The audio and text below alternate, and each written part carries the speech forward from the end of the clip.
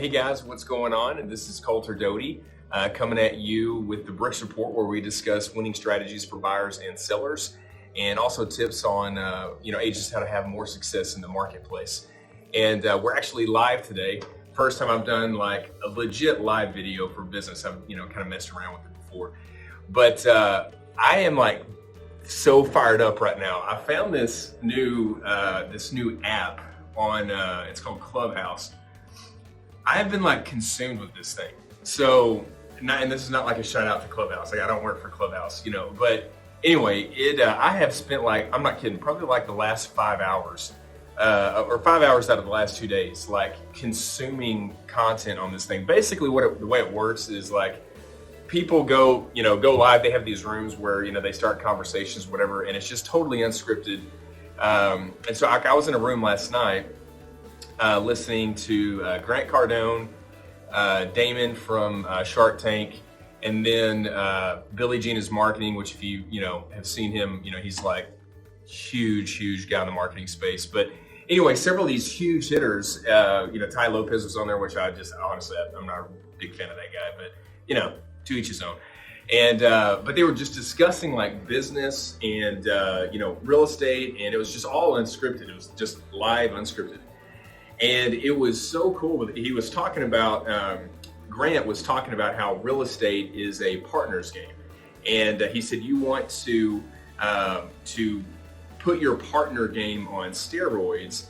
And he mentioned, his exact quote was, I've got a lot of companies, but real estate is the one business that never lets me down. And I thought, man, that is really powerful. And so like today's Bricks Report is going to be kind of more aimed at realtors, entrepreneurs, and business people. So not so much just on working about buyers and sellers and like stuff on that. We kind of encompass a lot of it. But it blew me away because it really challenged me. Like I had not been inspired in a long time in the business arena. I've been kind of going through the motions for a little bit. A few years ago when I first started getting into real estate, I had been in business for, at that time, 12 years. In the financial industry, and I quite frankly, I was just burnt out. I was ready for a change, and Grant talked about on this Clubhouse room. He talked about four things he talked about winning in business, and one of them was courage. He talked about courage, courage, creativity, conviction / persistence, and commitment.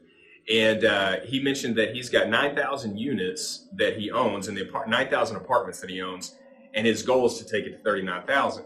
And I just thought, like, man, I'm thinking way too small. Like my thinking, I've got to go so much bigger with my thinking. And he talked about, there's a show that he has coming out. It's called the Undercover Billionaire. So not Undercover Boss, but Undercover Billionaire. They basically take $100. They drop this billionaire off like in, BFE, right? They give them $100 and they have to take it and turn it into $1 million within 90 days. And they can't use any of their connections. Nobody can know who they are. So like Grant, like shaved his head, grew his beard out.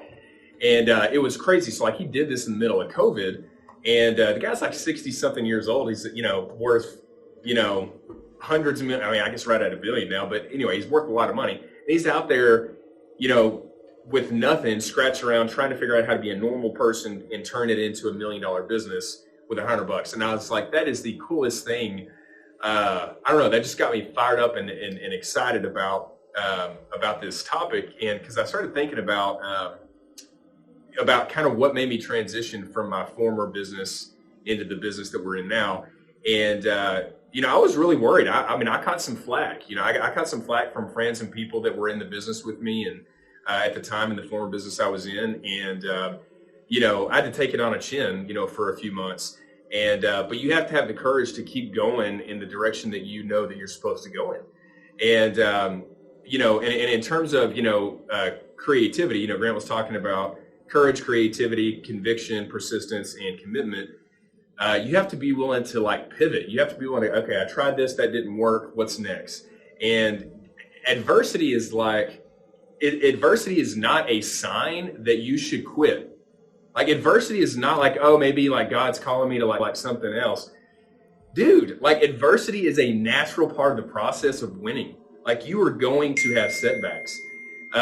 You are absolutely going to have crap that happens that is going to throw you back. And Grant was talking about that when he was filming this new show. It's on Discovery Channel. It sounds amazing. I can't wait to watch it. But he was talking about how in the middle of all this filming, they like COVID hit and they had to like stop filming, like right when he was getting this new business going. And I just, he talked about that. He's like, that's one of the things that happens, like right when you get things going, everything just falls apart, right? And you got to start it over again, and you got to start it over again. And you just kind of like fail forward. Like you don't like try and then just succeed and then try and succeed. Like everybody's kind of waiting for all the lights to turn green before they leave to try to go where they want to go. Like the lights are not going to be green. You have to literally start and be willing to mess up. One of my former business mentors mentioned, he said, you have to be willing to, like everything you touch the first 18 months in business turns to crap.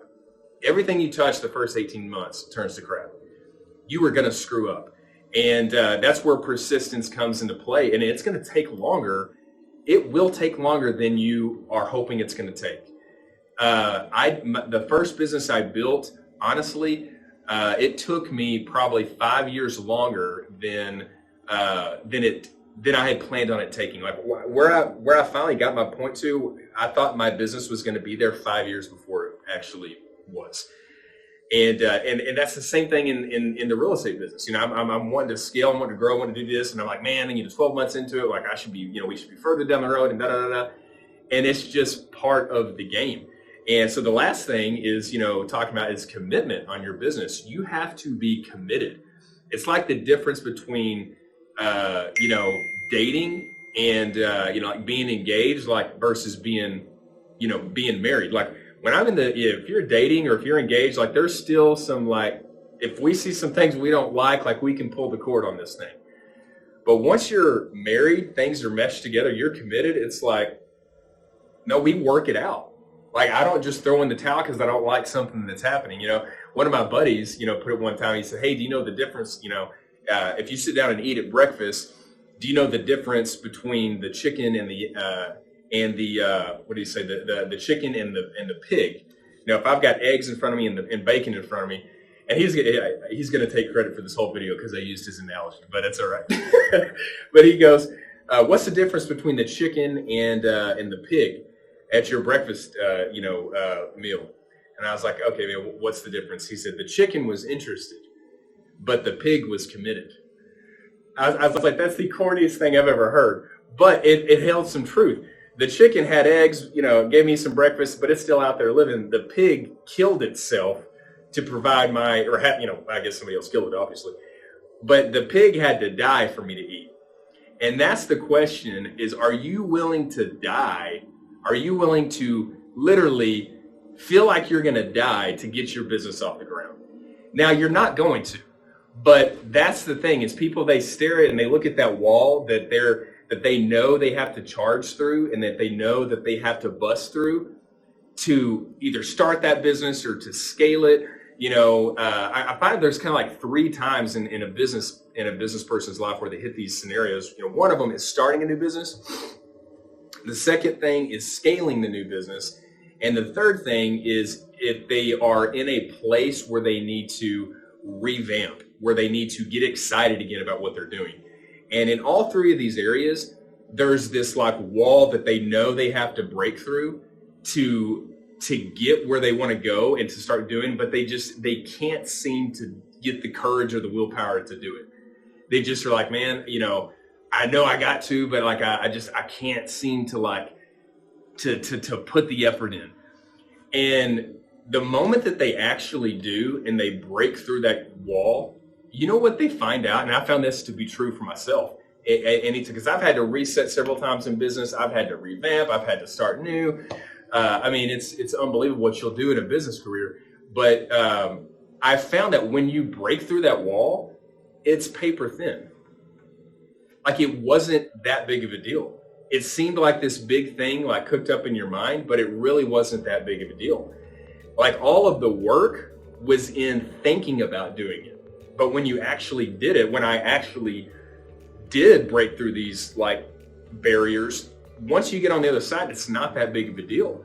And so, anyway, I mean, this is kind of a live session. I'm just kind of like spitballing. So, I mean, I'm going to kind of land the plane here. But I got really fired up when I heard that conversation in that clubhouse room this morning. You know, here's this guy that's 60 years old, grinding, got hundreds of millions, doesn't have to do it. And it's like, yet he's still out there doing it.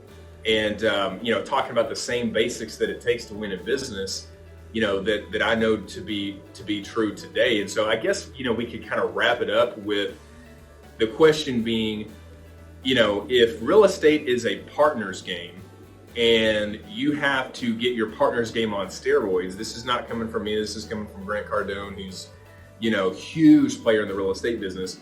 But if that is true, and I believe that to be true, if you have to put your partner's game on steroids, what's that look like for you?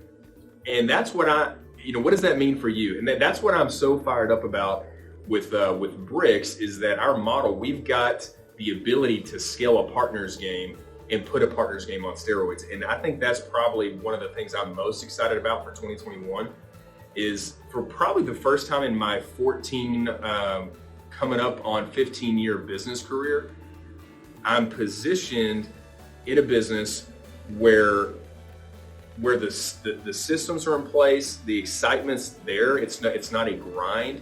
The opportunity's there.